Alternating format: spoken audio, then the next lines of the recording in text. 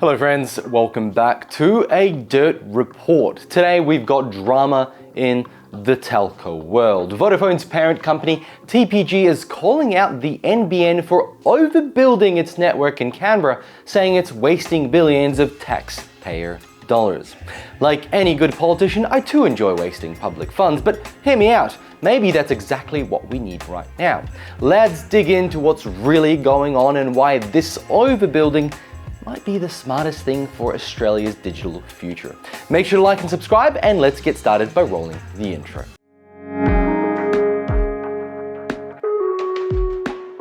So what's the big fight about? TPG and its brands Vodafone and Iinet and a few others are accusing NBN Co of rolling out fibre in areas like Canberra where there's already working infrastructure, their infrastructure. They say it's costing around $6,600 per home to connect in Canberra, mainly due to things like rocky terrain and backyard power poles. In some cases, it could cost residents up to $10,000 just to get connected, while their neighbours might pay nothing. So TPG argues that this is a huge waste of money because their Vision network, which they just sold to Vocus for $5.25 billion, already services the area and can deliver up to 1 gigabits per second speeds. Which sounds logical, right? Well, not so fast. Let's take a step back. Who actually caused the mess we're trying to fix? And yes, we can blame governments, but Australia's broadband was held back for years because private telcos like Telstra and Optus cherry-picked profitable metro areas and neglected the rest of the country. We ended up with a mix of copper, coaxial, and patchwork solutions that left regional areas years behind. That's exactly why the NBN was created, to fix the inequality and give everyone, no matter where they live, access to reliable high-speed internet.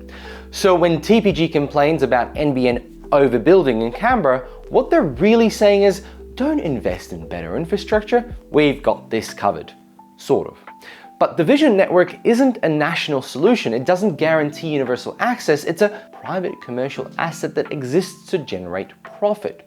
So you may hate the NBN in many ways, which is fair to call that, but on balance, the NBN has been a public good. It's not just about ROI, it's about the long-term infrastructure that lifts the whole country. TPG also complains that Australians are paying $8 extra per month to subsidise NBN through the Regional Broadband Scheme. And if you're wondering what that is, the Regional Broadband Scheme applies to all NBN comparable fixed-line broadband networks. Under the RBS, carriers are required to pay a monthly charge for each chargeable premise on their network. But let's be real, $8 a month is less than 2 coffees, or in some areas, 1 coffee, and it helps to make sure people in rural towns have the same chance in participating in the remote work, school, healthcare, and any other things like online businesses. And then if you look at TPG, last year they achieved an EBITDA of $1.712 billion. So is that really too much to ask? Even though they probably passed that cost on to consumers anyway. And let's not forget, TPG calls NBN a 900-pound gorilla that's crushing competition. But what they're really upset about is that they can't dominate the game like they used to. This is probably more about protecting private profits and not about protecting consumers. So, yes, Canberra is expensive to roll out fibre too, but that's not an excuse to leave those people behind. If the government avoided areas just because they're hard to service, we'd still have dial-up in the bush and patchy speeds in half the suburbs.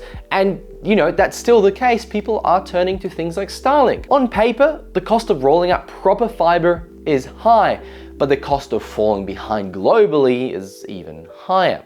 We've seen what happens when we don't invest, and Australia lagged behind the world in broadband speeds for over a decade, and the NBN, even with its flaws, is finally turning things around slowly. So future-proofing our internet isn't a waste. I think it's quite essential, actually.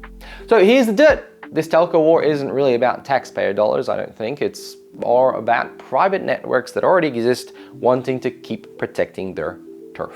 Let me know what you think in the comments below. Should NBN keep building even though telcos already operate, or is this just government overspending? If you like this breakdown, hit that like button, subscribe for more Dirt Reports, and I'll catch you all in the next one. Bye!